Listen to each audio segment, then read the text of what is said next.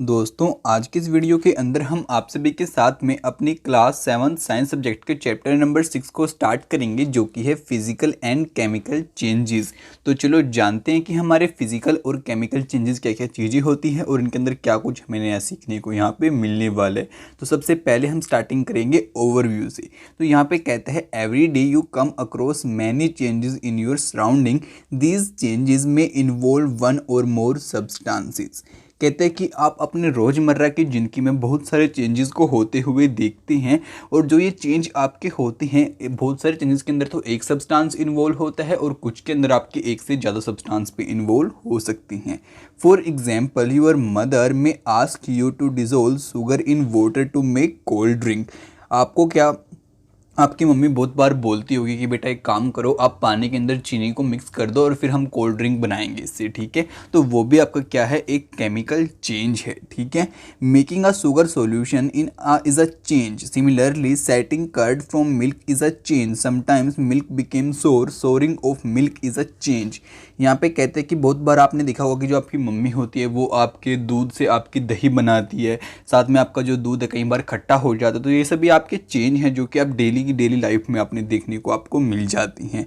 Stretched rubber band also represent a change. अगर आप अपने रबर बैंड को खींचते हैं, स्ट्रेच करते हैं, तो वो भी आपका क्या है, एक चेंज है। तो यहाँ पे बेसिकली आपको बता रहे हैं कि जो आपके आसपास आप हर रोज़ की लाइफ में अपनी देखते हैं कि भाई आप जैसे दही खा रहे हैं तो वो भी आपका चेंज बन के आया आपके मिल्क से। साथ में अगर आपका जो दूध है वो खट्टा हो गया तो वो भी आपका चेंज हुआ। तो ये सभी आपके चेंज जो कि आपको डेली अपने हाउस के अंदर देखने को मिल जाते होंगे। Make a list of 10 changes you have noticed around you. तो ऐसे ही आपको क्या करना है, 10 ऐसे चेंजेस की लिस्ट बनानी है जो कि आपके आसपास होते रहती हैं, ठीक है। तो चलो अब आगे बात करते हैं। तो आगे कहते हैं in this chapter we shall perform some activities and study the nature of these changes. कहते हैं कि जो ये हमारा चैप्टर है ना, इसके अंदर हम कुछ एक्टिविटीज़ को करके देखेंगे और उससे हम जानेंगे कि जो ये चेंज हैं ये आपके कैसे रहते हैं और जिनका नेचर रहने वाला है कि वो आपका फिजिकल है, केमिकल है, क्या चीज़ें बदलेंगी क्या नहीं बदलेंगी, इन सभी को जानेंगे। Broadly these changes are two kind, physical and chemical. कहते हैं अगर आपको मैं मोटा मोटा ऊपर से बताऊँ तो जो ये आपके चेंजेस हैं ये आपके दो टाइप के रहती हैं, एक तो फिजिकल रहती हैं, एक केमिकल रहती हैं। तो आज के चैप्टर में बेसिकली हम इसी बात को जानेंगे कि जो आपके फिजिकल चेंजेस होते हैं वो कौन से रहते हैं और जो केमिकल चेंजेस होते हैं वो कौन से रहते हैं, ठीक है। तो सबसे पहले आप यहाँ पे लगे हाथ इस फिगर को देख ही लीजिए। यहाँ पे आपको बेसिकली क्या कह रहे हैं कि आपकी पेपर की शीट थी उसको पूरा हमने ऐसे यहाँ पे कट कर दिया इस वाले पीस में, उसके बाद बाकी के पीस भी हमने उसके यहाँ पे निकाल दिए और वो कट करने के बाद कुछ ऐसे आपके यहाँ पे दिखाई दे रही हैं। चलो अब आगे समझते हैं। आगे अब बताते हैं आपको सबसे पहले फिजिकल चेंजेस के बारे में और इसके बाद हम स्टडी करेंगे हमारे केमिकल चेंजेस को लेके। यहाँ पे सबसे पहले बारी आती है आपकी एक्टिविटी 6.1 की।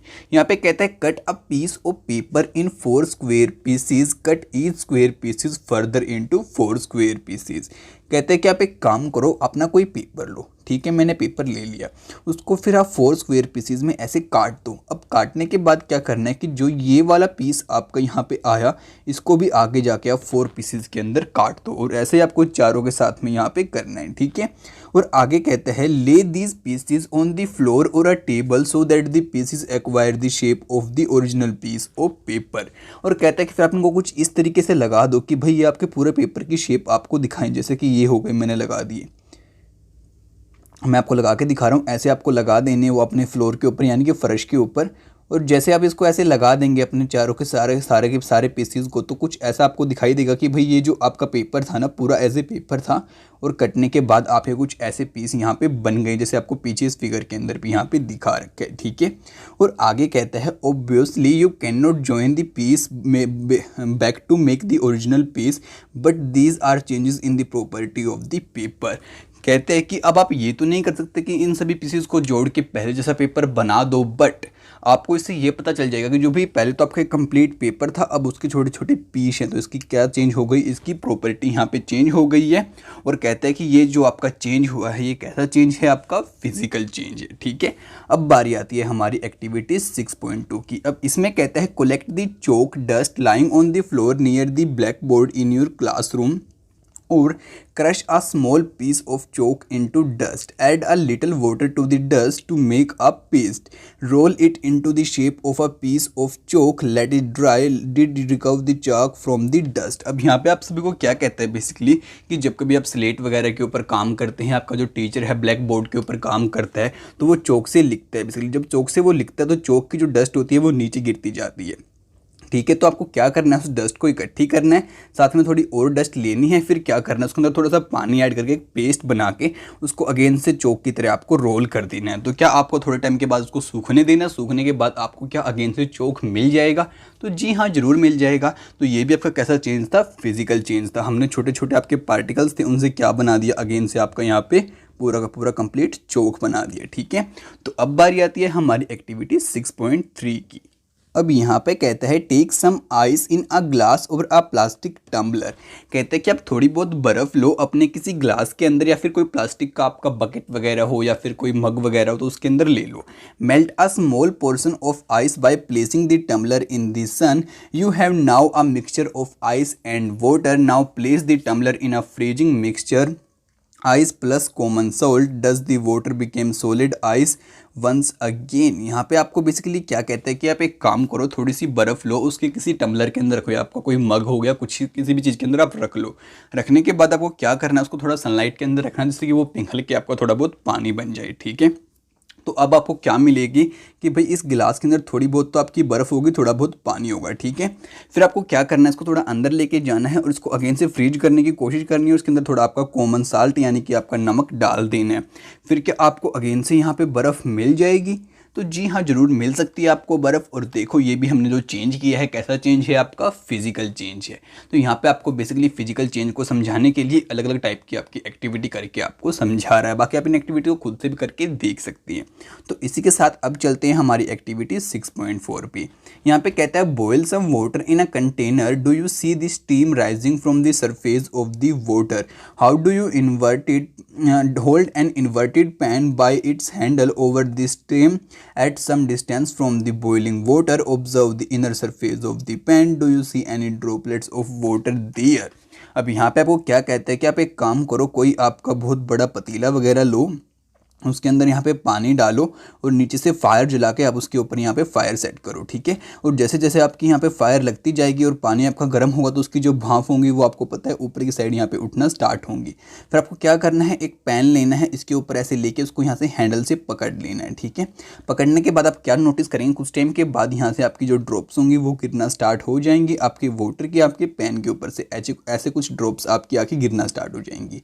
तो ये भी आपका एक चेंज है। आपने जो आपकी गैस थी उसको अगेन से वाटर में चेंज कर दिया है और ये आपका कैसा चेंज है? फिजिकल चेंज है। ठीक है, अब बारी आती है हमारी एक्टिविटी 6.5 की। उससे पहले आपको यहाँ पे कुछ क्वेश्चंस देना चाहता है, चेतावनी देना चाहता है। कहता है be careful while handling a flame.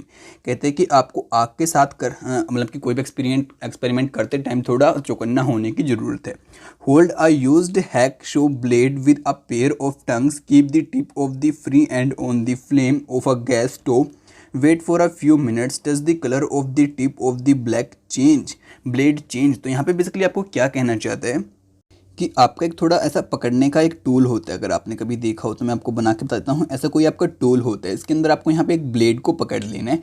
Blade को पकड़ने के बाद क्या करना है, जहाँ पे आपकी फायर लगी हुई हो उसके बिल्कुल ऊपर उसको लेके जाना है और कुछ टाइम तक आपको इसको इसके ऊपर रखना है। फिर आपको नोटिस करना है कि क्या जो आपका ये ब्लेड है इसका कलर यहाँ पे चेंज हुआ या फिर नहीं हुआ। आपको इसी बात को यहाँ पे समझना है और नोटिस करना है। तो चलो अब आगे बात करते हैं। तो आगे कहते हैं remove the blade from the flame. Observe the tip once again after some time. Does it get back its original colour. फिर कहते हैं कि कुछ टाइम के बाद आप क्या करो, वहाँ से ब्लेड को अगेन से हटाओ और फिर इसको ध्यान से देखो।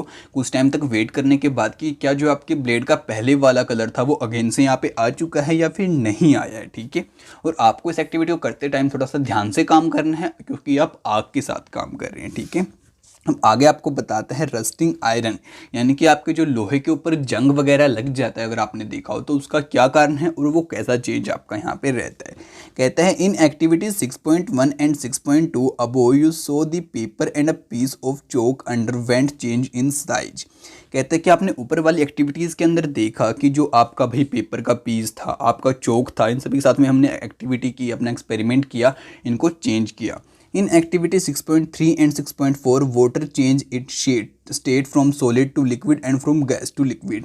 और उसके बाद जो आपकी एक्टिविटी 6.3 और 4 थी उसके अंदर हमने देखा कि जो हमारा पानी था वो गैस से एक बार वाटर बन गया था, एक बार जो हमारी आइस थी उससे हमारा वाटर बन गया था, फिर अगेन से आइस बन गई थी। In activity 6.5 the hacksaw blade change colour on a heating. कहते हैं कि उसके बाद 6.5 के अंदर हमने देखा कि जो आपका एक स्यू ब्लेड था उसने कलर चेंज कर लिया जब हमने उसको हीट किया। Properties such as shape, size, colour and state of a substance are called its physical properties. अब यहाँ पे कहता है अगर किसी भी सब्सटेंस की जो ये प्रॉपर्टी रहती है ना, आपकी शेप चेंज होना, साइज में चेंज आना, कलर में चेंज आना, साथ में और भी जो हमने अभी स्टडी की थी ये सभी चेंज होना उसकी स्टेट वगैरह के अंदर, जैसे कि पानी से आपका सॉलिड बन गया फिर गैस बन गया, तो ये उसकी स्टेट के अंदर चेंज होते हैं। इन सभी जो प्रॉपर्टीज़ होती हैं इनको हम क्या कहते हैं, उसकी फिजिकल प्रॉपर्टीज। ठीक है। A change in which substance undergoes a change in its physical property is called a physical change. कहते हैं कि जो कोई भी सब्सटेंस अपनी फिजिकल प्रॉपर्टीज़ में चेंज लाता है उसी सब्सटेंस में हम क्या कहते हैं कि यहाँ पे फिजिकल चेंज आपका हुआ है। A physical change is generally reversible. In such a change, no new substance is formed. कहते हैं कि आपका बहुत टाइम ऐसा रहता है कि जो आपका यहाँ पे हम चेंज करते हैं आपका फिजिकल वो रिवर्सिबल रहता है, यानी कि हम अगेन से पहले वाला सब्सटेंस अपना बना सकते हैं कुछ एक्टिविटीज़ को अगेन से करने के बाद में। और कहते हैं कि यहाँ पे कोई भी आपके नया सब्सटेंस नहीं बनता। Let us now consider the other kind of change. तो चलो अब बारी आती है हमारे केमिकल चेंज की स्टडी करने की। अब फिजिकल चेंज को हम यहाँ पे समझ चुके हैं। अब यहाँ पे कहता है a change with which you are quite familiar is the rusting of iron. If you leave a piece of iron in the open for some time it acquires a film of brownish substance. कहता है कि जिसके साथ सबसे ज़्यादा आप familiar हो, यानी कि आप सबसे ज़्यादा उस चीज़ को देखते हो, वो है आपके लोहे के ऊपर जंग का लगना। और आपको पता है कि जो आपका लोहे का सब्सटेंस होता है उसके ऊपर आपकी ब्राउनिश थोड़ी लेयर आ जाती है और उसी को हम क्या कहते हैं, ये तो रस्ट लग गया या फिर जंग लग गया। The substance is called the rust and the process is called the rusting. तो उस सब्सटेंस को हम क्या कहते हैं, रस्ट कहते हैं, और जिस प्रोसेस की हेल्प से ये लगता है उसको हम कहते हैं रस्टिंग। अब आगे कहते हैं iron gate of parks and the farmlands, iron benches kept in lawns and the gardens, almost every article of iron kept in open gets rusted। कहते हैं कि अगर अपने पार्क्स के अंदर जाके आप अपने उनके गेट्स वगैरह को देखेंगे, जो बैठने के आपके यहाँ पे बेंच होते हैं उनको देखेंगे, या फिर जो आपके ओपन एरिया के अंदर आपकी आयरन की चीज़ें बनी होती है, अगर आप उनको कुछ टाइम के बाद देखेंगे तो उनके ऊपर क्या लग जाता है, आपका जंग लग जाता है।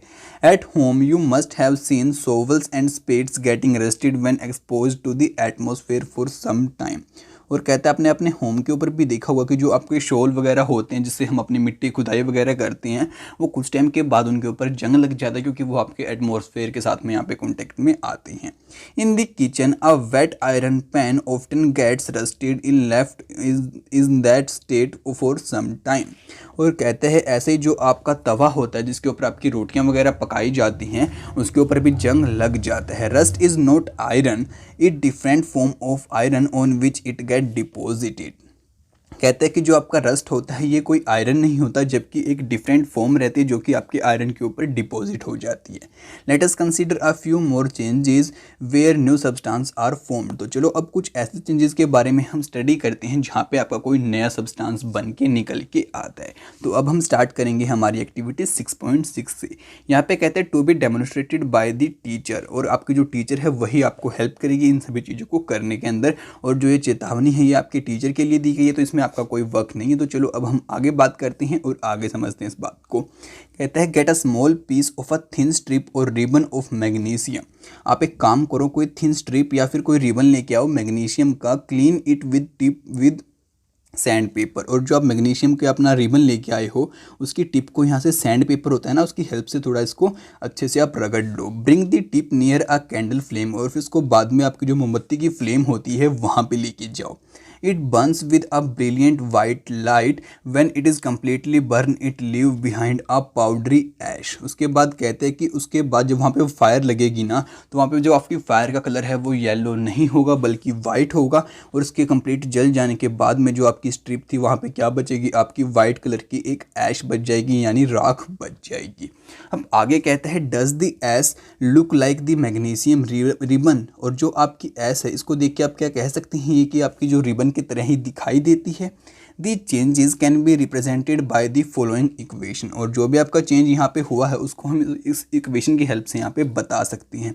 वो क्या है, मैग्नीशियम प्लस में ऑक्सीजन, और हमें क्या मिला, मैग्नीशियम ऑक्साइड मिली। ठीक है, अब यहाँ पे आपका मैग्नीशियम का रिबन तो था ही, साथ में ऑक्सीजन आपके एटमॉस्फेयर के अंदर प्रेजेंट थी, और हमने इसके ऊपर यहाँ पे फायर सेट की, तो क्या रिएक्शन हुई, आपकी मैग्नीशियम के साथ में ऑक्सीजन मिल गई और हमें क्या मिल गया, मैग्नीशियम ऑक्साइड। ठीक है, The equation here are different from those in the mathematics. In equation of this kind, the arrow implies became no attempt should be made to balance chemical equations at this stage. अब यहाँ पे कहते हैं कि जो आपकी यहाँ पे इक्वेशंस रहती हैं ये आपकी मैथ वाली इक्वेशंस नहीं रहती हैं, ये थोड़ी डिफरेंट रहती हैं और ये ऐसे ही वर्क करती हैं। और जो ये एरो है ये आपको यही शो करती है कि भाई ये दोनों चीज़ मिलने के बाद आपका ये चीज़ यहाँ पे आई है। आगे कहते हैं collect the ash and mix it with a small amount of water, stir the mixture aqua solutions well, test the mixture with the blue and red litmus paper. फिर कहते हैं कि जो आपके यहाँ पे वाइट ऐश आपकी बच गई थी, राख बच गई थी, आप उसको लो, उसके अंदर थोड़ा पानी मिलाओ, उसका पेस्ट बनाओ। पेस्ट बनाने के बाद हमने पिछले चैप्टर के अंदर स्टडी किया था कि आपका लिथमस पेपर होता है वो इंडिकेटर होता है आपके एसिड और बेस का, तो उसकी हेल्प से आप उसको टेस्ट करो कि भाई उसको ब्लू कलर शो करता है या रेड कलर शो करता है। Does the mixture turn red litmus paper और ब्लू, और उसके बाद जो ब्लू था उसको रेड, तो आपका जो वो क्या एक्सपेरिमेंट आपको शो करता है, यही बात आपको आपसे यहाँ पे जानना चाहता है। और आगे कहते हैं on the basis of this test how do you classify the aqueous solution acidic और बेसिक, और इसके बेस पे आप बता सकते हैं कि जो आपका सॉल्यूशन आपको मिला है वो एसिडिक है या फिर बेसिक है। On dissolving the ash in water it form a new substance, the change can be written in the form of the following equation. कहते हैं कि जैसे अब जो आपका मैग्नीशियम ऑक्साइड था उसको वाटर के अंदर मिलाओगे तो आपको कुछ एक नया सब्सटेंस मिलेगा, वो क्या मिलेगा वो आपको यहाँ पे बता रहे हैं। कहते हैं कि जो आपका मैग्नीशियम ऑक्साइड है उसके अंदर हमने वाटर मिलाया तो हमें क्या मिल गया, मैग्नीशियम हाइड्रोक्साइड। और हाइड्रोक्साइड आपको पता है आपका बेसिक नेचर का रहता है, हमने पिछले चैप्टर के अंदर इसको स्टडी किया था। आगे कहते हैं you have already learned in chapter 5 magnesium hydroxide is a base. देखा, आपको यही बात यहाँ पे बताते हैं कि वो आपका बेसिक नेचर का रहता है। So magnesium oxide is a new substance formed on the burning of magnesium. Magnesium hydroxide is another new substance formed by the mix magnesium oxide with the water. कहता है कि यहाँ पे दो नए सब्सटेंस हमने बनाए, एक तो जब उसको बर्न किया तो हमें क्या मिला, मैग्नीशियम ऑक्साइड मिला, और उसको जब पानी के अंदर मिला दिया हमने तो हमें क्या चीज़ मिली, हमारी मैग्नीशियम हाइड्रोक्साइड। ठीक है, और ये भी आपका एक नया सब्सटेंस है। चलो अब बारी आती है हमारी एक्टिविटी 6.7 की, और देखते हैं ये कुछ क्या नई बात हमको यहाँ पे सिखाती है। तो इसकी बात को जानने के लिए आपको करना होगा थोड़ा सा वेट हमारी नेक्स्ट पार्ट की वीडियो का, और वो भी आप सभी के लिए जल्दी ही लेकर आएंगे। तो यार आज के पार्ट को यहीं पे एंड करते हैं। अगर आप सभी को वीडियो अच्छी लगी तो यार इसको लाइक जरूर करना, और अपने दोस्तों के साथ में यार शेयर करना बिल्कुल भी मत भूला को, जिससे यार वो भी घर बैठे बैठे स्टडी कर पाएँ और एक अच्छी नॉलेज को यहाँ पर गेन कर पाएँ। तो आपसे मिलते हैं अगली वीडियो के साथ जल्दी, तब तक के लिए दोस्तों बाय बाय।